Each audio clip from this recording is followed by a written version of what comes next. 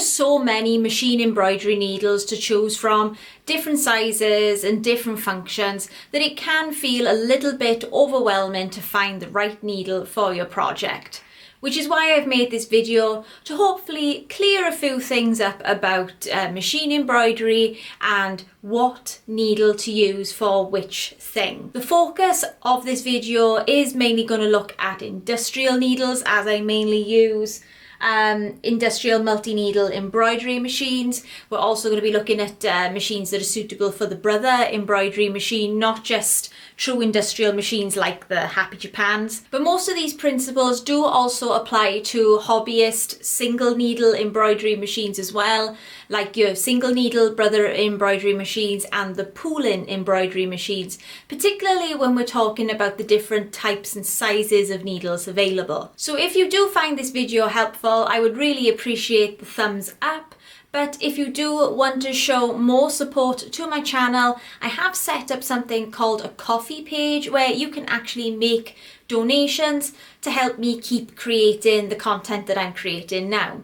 If this is the first time you've ever heard of Ko-fi, it's kind of like a tip jar where you can just donate an amount of money, and all of those donations will then go towards me purchasing items for future videos to demonstrate and make tutorials from. And also, I just want to say a really big thank you to everyone who left kind messages on my last video. I can't believe it's already been over a month since I posted that last video. It doesn't feel that long at all. But yeah, thank you to everyone who left kind messages for me and Jordan. I have actually had another scan since then. So this is my 20-week scan. I'm at 22 weeks now, and the baby is apparently the size of an ear of corn. So yeah, it's getting big. But enough about that. Let's get back to the video and let's start talking about embroidery machine needles. There are plenty of different sized needles to talk about, but I've only come across two needles that are different shapes. This one is the universal needle. It's got that flat side on the shank, and I believe it's called the universal needle because it can be used in most domestic sewing machines as well, and also in the brother embroidery machines. This includes the single needle brother embroidery machine and the multi-head embroidery machine. Whereas the second needle, the round shank industrial needle, these can be inserted into most industrial embroidery machines such as Tajima, Happy Japan, ZSK and Ricoma, to name a few.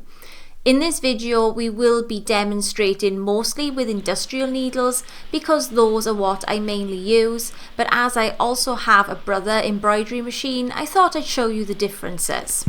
This is what I'm calling the anatomy of the needle, and I've labelled the image. You can find images with more detailed labelling online, but I didn't want it to be too overwhelming, as I really wanted to draw your attention to this one particular part of the needle called the scarf. This is on the reverse side of the needle, and it's important that this is facing toward the back of your embroidery machine, or else your needle won't be inserted correctly and you'll get thread tears and thread breaks. Now we're going to see how to insert the needle into your embroidery machines, starting with my brother PR machine that uses the flat-sided universal needle. I just want to apologise for the sloppiness of this camera work.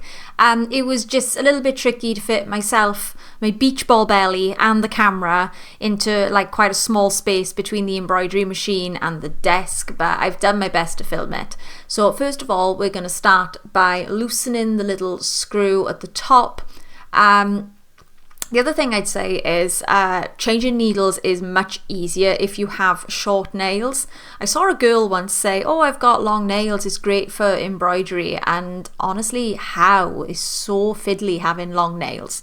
Like she must have been some kind of wizard or something. With the brother machine as well, you have to use special tools to remove the needle from the machine.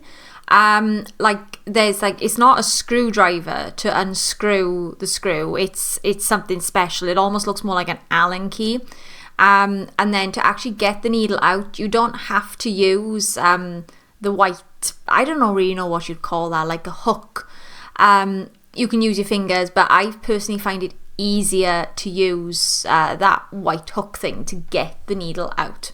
But because the universal needle has that flat side, it means there's only one way you can insert this needle into the embroidery machine, so that did I say it was called the scarf? That groove at the back will always be facing the correct direction, so you know that as soon as you put your needle in, it is inserted in the correct way. And then all you've got to do is kind of push your needle up into the embroidery machine. You can see there's a little square hole. I'll zoom in on that later. But as soon as the top of your needle appears in that square hole, you're good to start tightening the screw back up using that special shaped tool. And then you're ready to start sewing out straight away, knowing that your needle is in the correct position. You don't need to adjust it at all. Whereas on the industrial embroidery machines, because they have that rounded shape, they can be inserted anyway. And then you kind of have to twist the needle into position, which again is quite fiddly if you've got long nails. And you have to make sure that the scarf is facing the back of the embroidery machine. And also you want your needle eye to be as dead straight as physically possible, or else you're going to get thread tears. I had a bit more space filming this section, so I thought I'd change angles and show you it's easier to insert the needle through the bottom of the presser foot. But as I said, with the industrial needle, it does take a little bit of fiddling to get the eye of the needle in the correct position, facing straight forward. So I did have to kind of wiggle the needle about to make some adjustments. But it's easier to see as well, just like the Brother PR machine, the Happy Japan has that kind of window to the top of the needle, so you can make sure that the butt of the needle is sitting right up in the embroidery machine where it's meant to be. And then when it's in that position, you can then tighten the screw back up with a regular screwdriver on the industrial embroidery machine. Regarding when to change the needle, I read online that you should change your machine embroidery needle after 10 hours of continuous use. So this is one needle being used for 10 hours, whether you use it, say, 2 hours one day, 4 hours another day, and so on.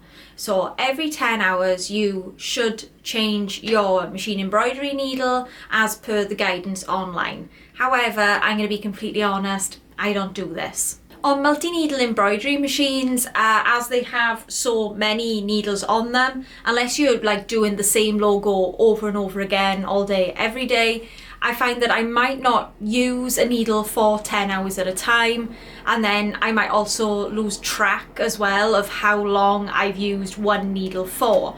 So I might use needle 15 for an hour one day, and then I might not use it again for another 3 days because I've got the machine working on different designs which use different needles. So personally, I change my needle either every 3 months, or if I start to notice any kind of loss in stitch quality or thread tearing. I have heard that some people with multi-needle embroidery machines, they might change one needle once every week. So they'll change like needle 1 week, and then the following week they'll change needle 2, so that they kind of know that any of their needles aren't older than 15 weeks old. And this does contribute to a crisper embroidery finish. If your needle is starting to show signs of wear and tear, you might not be able to physically see it, but it can sometimes show in the quality of your embroidery stitches. So changing the needle is something to be mindful of, but I would personally say I'm not that strict with it, as I don't feel like there is one kind of golden rule for it. Before going on to talk about different needle sizes, we're going to look at sharp point and ballpoint needles and how they're used. Sharp point and ballpoint needles are almost like the next subcategory after you talk about your universal needles and your industrial needles. It's a type of needle before you start to talk about needle sizes. Your sharp point needle has a sharper point and is designed to penetrate between fabric fibres. particularly tightly woven fabrics such as your cottons and your denim fabrics, while a ballpoint needle has a more rounded tip and is designed to push between fabric fibres. And if you're wondering what needle to use for which fabric or which garment, I have included a chart by here just to give you some kind of idea.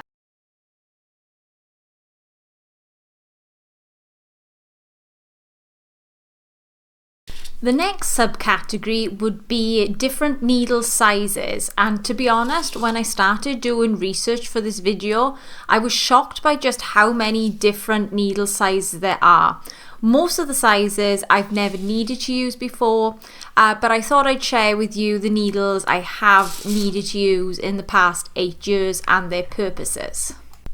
The general size I use for most of my embroidery projects is the 7511 needle, but occasionally I might find myself needing to embroider some small lettering or sewing on hats, in which case sometimes it becomes beneficial to change your needle size.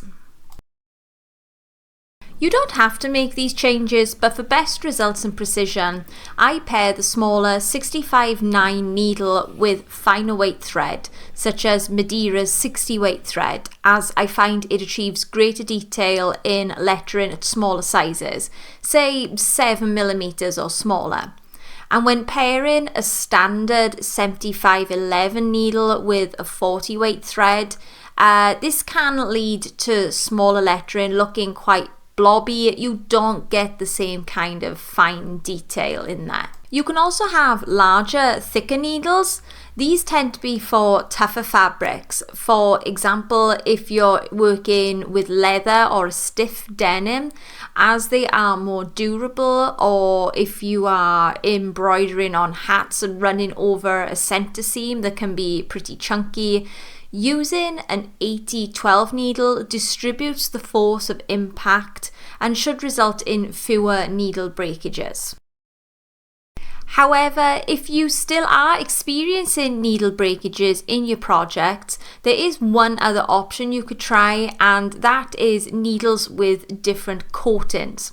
For maximum durability when embroidering on tough materials like those 6-panel ball caps with the big chunky center seam, I use a needle that's coated in titanium nitride to give that needle extra strength when the needle point is breaking through the material.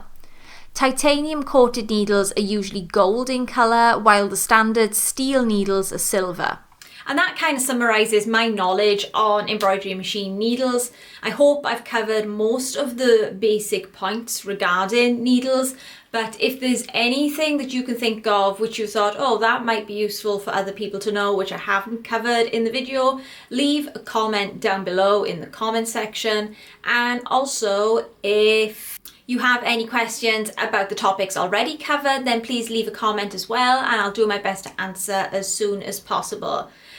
With all that being said, thank you so much for watching my video, and hopefully I will see you guys next time, especially if you subscribe.